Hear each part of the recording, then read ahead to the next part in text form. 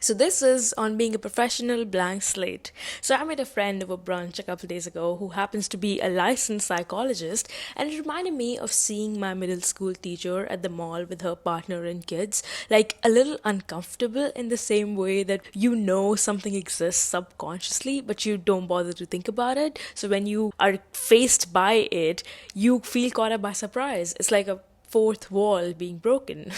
I took therapy for a few months in the beginning of the year from someone else, and it helped me deal with my issues enormously. And I'm always in awe of a therapist's powers because essentially what they are supposed to do is just encourage their clients to think about themselves. And it sounds so simple that it almost feels unnecessary. But the problem is just as simple too. We just don't think about the things that matter enough.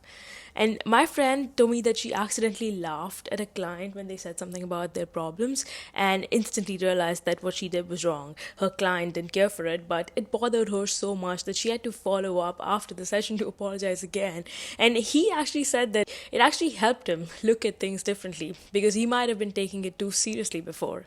And life is so unpredictable and whimsical like that. This is what I'm talking about. Like, all of us are basically the same. In a broad sense, we perceive things as they are mindlessly and worry about things that we don't have any control over way too often and feel happy and sad and all these complex emotions, which altogether consequently form a succeeding chain of events. That is our life.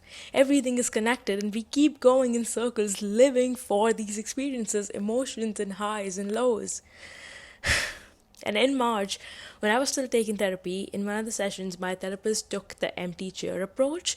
Like, I was sitting on my chair, and they told me to physically swap chairs and sit on the one that was like on the other side of the room. And that chair was supposed to be the self-deprecating voices in my head. So I was supposed to be speaking to the self-deprecating voices in my head and go back and forth and have a conversation with it. And it was the most torturous yet the most enlightening 1 hour of my life.